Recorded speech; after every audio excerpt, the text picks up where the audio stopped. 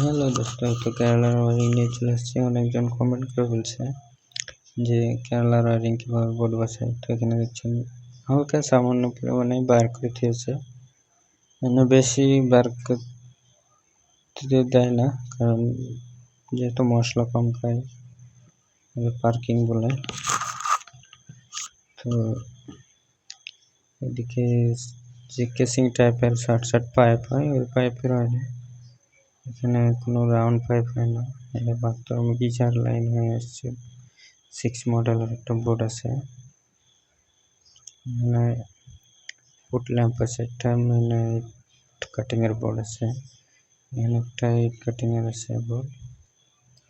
তো দেখছেন জংশন, দু জংশন উপরে, এগুলো যেটা সার্কুলার জয়েন্ট বক্স ওটাকে জংশন বলে কেরালায়। তো এটা 8 মডেলের। এখানকার বোর্ড ফিনিশিং ভালো লাগে, আর একটু তেড়া বেঁকা হলে হবে না, সুন্দর করে লাগাতে হবে। একটু পরিমাণ বেঁকা হলে সেটাকে তুলে আবার ঠিক করতে হবে। তো স্টিল লেভেল দিয়ে ভালো করে বসাতে হবে।